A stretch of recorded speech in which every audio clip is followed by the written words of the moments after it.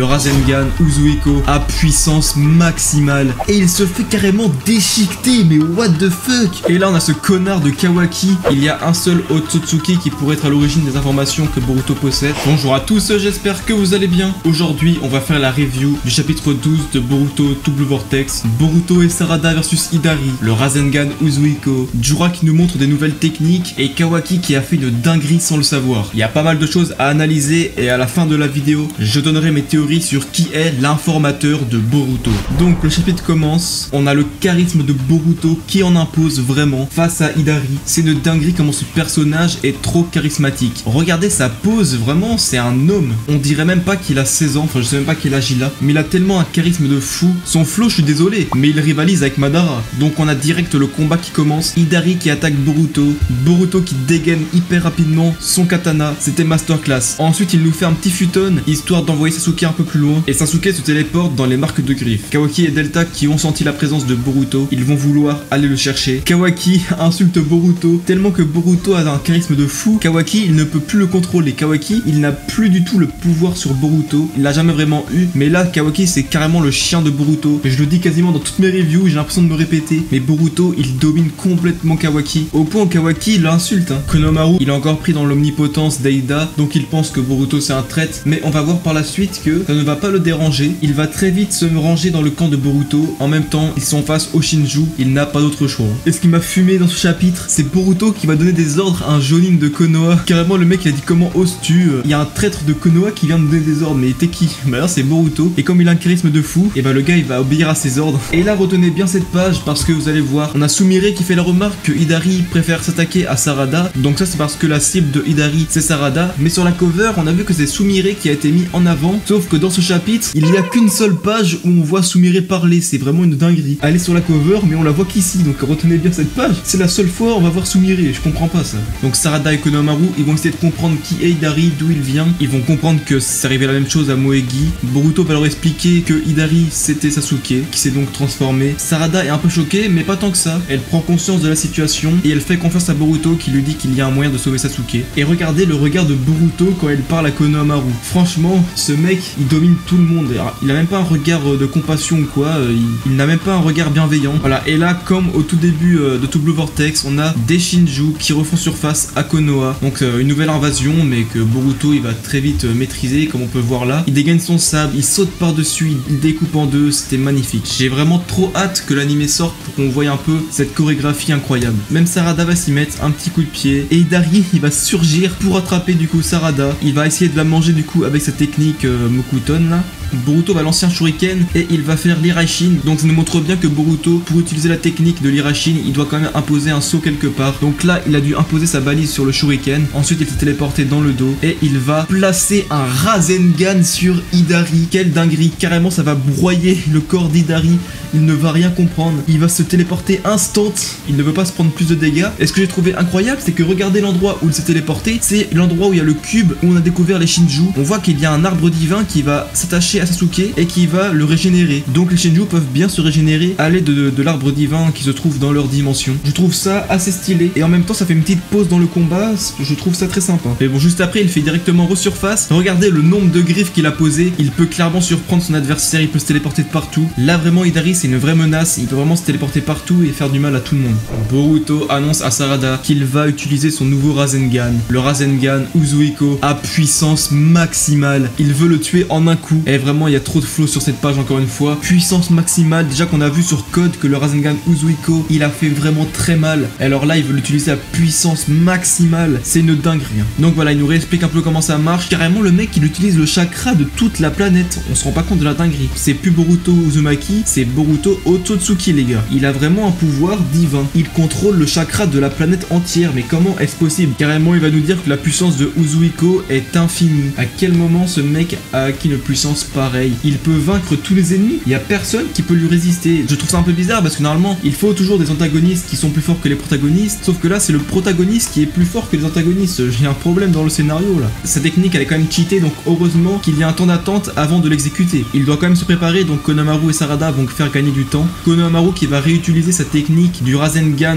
bouclier, que je trouve vraiment stylé, j'ai hâte de voir comment ça va être animé ça. Hidari qui va essayer de manger Sarada une deuxième fois, mais elle va sortir une technique masterclass, le Chidori Nagashi. Je crois que c'est une technique que Sasuke lui-même avait créée, sauf que dans Boruto on ne l'a pas vu l'enseigner à sa fille, donc je pense du coup que Sarada elle a dû l'apprendre toute seule, donc je sais pas où est-ce qu'elle aurait pu apprendre cette technique, mais forcément qu'elle a dû la développer toute seule, et ça me fait kiffer un peu, Sarada qui s'améliore, qui apprend de nouvelles techniques, le Chidori Nagashi, le flux des 1000 oiseaux en VF, c'est vraiment une bonne technique en plus. Elle va attraper Hidari et elle va le balancer sur Boruto qui va placer son Rasengan Uzuiko. C'est une dinguerie, Rasengan Uzuiko. Sasuke est pris dans un tourbillon incroyable, mais c'est quoi cette puissance de fou? Regardez son regard, il est en sueur et il se fait carrément déchiqueter, mais what the fuck? Hidari vient de se faire déchiqueter. On se rend pas compte de la dinguerie, on est dans Boruto les gars, c'est une œuvre d'enfant. Regardez la page d'après, on voit Hidari, il lui manque que le haut du corps, il a perdu un bras, il a perdu ses jambes. Apparemment c'est un manga pour les enfants, moi je pense qu'il va falloir revoir la catégorie. Et là on a ce connard de Kawaki, le mec il arrive, il vole le kill de Boruto, frère je comprends pas. Il se permet lui-même de finir Hidari, alors que c'est Boruto et Sarada qui ont fait tout le travail. Kawaki c'est devenu ce gars, c'est devenu le mec qui vole les kills des autres, il a aucune dignité. Est-ce qu'il y a encore des gens qui aiment Kawaki en 2024, s'il vous plaît? Depuis que Boruto Double Vortex a commencé, je ne sais pas s'il y a encore des fans de Kawaki, et moi plus on avance, plus il m'énerve. Bon j'ai menti, Sumire elle parle une deuxième fois dans ce chapitre, mais bon c'est juste pour dire Kawaki sur une petite case de merde, on s'en fout en vrai. Kawaki qui commence à être choqué parce que il y a une chose étrange qui va apparaître, what the fuck. On peut voir que c'est un truc qui vient de se constituer, qui vient de se créer tout seul dans l'air et qui sort donc de Sasuke. Kawaki va demander qu'est-ce que c'est, mais Boruto il a l'air de très bien savoir ce que c'est. Enfin il va demander la confirmation à Kashin Koji. Kashin Koji qui va lui confirmer que c'est bien l'épine de l'âme, la chose qu'il voulait avoir. On remarque aussi qu'il est toujours dans son repère, il n'a pas bougé. Kawaki va commencer vraiment à s'énerver et il comprend plus rien. Il veut demander à Boruto de lui expliquer. Donc il va juste nous dire que c'est quelque chose qu'il a besoin pour sauver son maître. J'ai hâte de voir un peu comment il va utiliser cette épine de l'âme. Kawaki s'énerve sur Boruto comme c'est son chien. Boruto il lui dit si tu as compris laisse-moi Kawaki, si tu ne le fais pas je te couperai le bras. Il a aucun respect, ça me termine. Kawaki lui demande d'où viennent ces informations et là bam, Boruto se fait transpercer. Pour la première fois de Double Vortex je crois, Boruto se prend un dégât, il se prend un rayon laser qui sort de nulle part,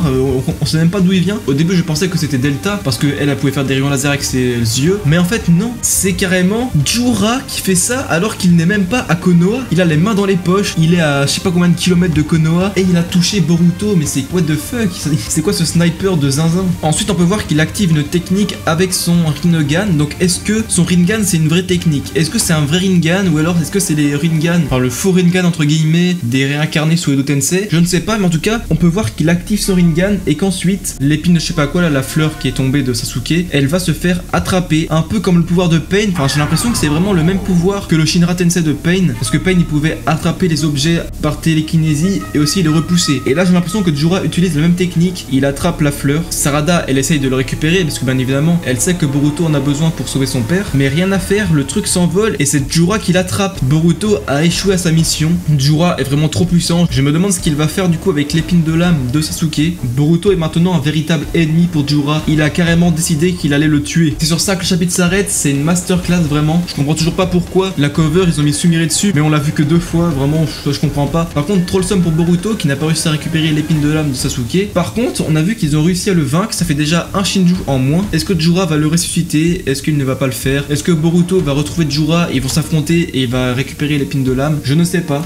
mais en tout cas c'est ce qu'on attend de voir dans le prochain chapitre de Boruto Double Vortex. On n'a toujours pas vu le Mangekyou Sharingan de Sarada, ça je suis vraiment dégoûté. J'aimerais trop le voir mais je pense qu'on va devoir encore attendre. Mais la vidéo n'est pas finie parce que comme l'a dit Kawaki, Boruto a un informateur qu'on ne connaît toujours pas. D'où viennent les informations que Boruto possède? Qui est-ce qui lui les a transmis? Eh bien c'est ce que nous allons voir maintenant. Je vais donner mes théories sur qui est-ce qui pourrait être à l'origine des informations que Boruto possède. Alors tout d'abord, la théorie la moins probable, c'est que ce serait Amado et Kashin Koji. On a très bien vu que les deux étaient de mèche d'Ankara, qu'ils ont fait beaucoup de recherches sur les Otsutsuki, donc peut-être qu'ils ont appris plein de choses en rapport à ce sujet. D'ailleurs Kashin Koji c'est celui qui savait ce que c'était l'épine de l'âme parce que c'est lui qui l'a dit à Boruto. Mais est-ce que c'est Kashin Koji qui l'a découvert tout seul ou alors est-ce que quelqu'un a transmis l'information à Kashin Koji? On ne sait pas. Donc pour moi c'est la théorie la moins probable, mais c'est possible que ce soit Kashin Koji qui ait découvert tout seul ou Amado aussi qui ont découvert ces informations sur les Shinjus et sur les Otsutsuki. Ma deuxième théorie c'est que ça pourrait être un nouveau personnage, je sais pas, peut-être un membre externe de Kara qu'on n'a pas découvert, on sait pas. Et j'ai une troisième théorie la plus probable selon moi, c'est que ce serait un Otsutsuki lui-même qui aurait donné les informations à Boruto. Alors quel Otsutsuki ça pourrait être? Alors déjà je pense que c'est un Otsutsuki qui veut aider Boruto. Est-ce que c'est un Otsutsuki qui veut aider Boruto parce que Boruto a quelque chose à lui offrir en échange? Peut-être, sûrement, mais que l'on connaisse, il y a un seul Otsutsuki qui pourrait être à l'origine des informations que Boruto Boruto possède, c'est bien évidemment Momoshiki, celui qui vit dans le corps de Boruto. Mais alors pourquoi est-ce qu'il aurait aidé Boruto à sauver Sasuke? Et ben ça on ne le sait pas, peut-être que Boruto du coup a quelque chose à lui offrir en échange. Il y a peut-être un rapport avec le fait que son Kama il s'est agité je sais plus quand dans un ancien chapitre de Boruto Double Vortex contre Kawaki. Peut-être que Momoshiki essaye de prendre le contrôle de Boruto et que Boruto lui a dit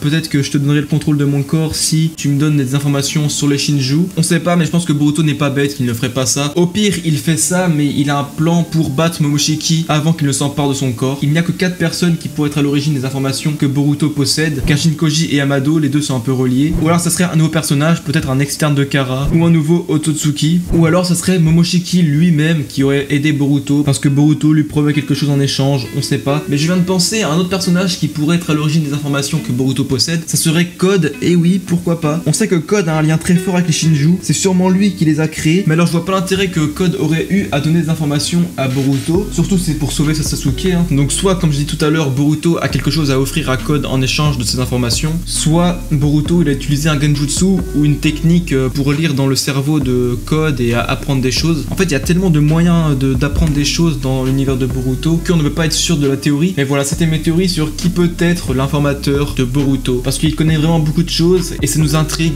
Dans le prochain chapitre, on aura sûrement la révélation de qui est cet informateur et j'ai vraiment hâte. Sur ce, si vous avez kiffé ma review, n'hésitez pas à donner vos théories en commentaire, à liker la vidéo si vous avez kiffé et à vous abonner pour ne pas rater les prochaines reviews.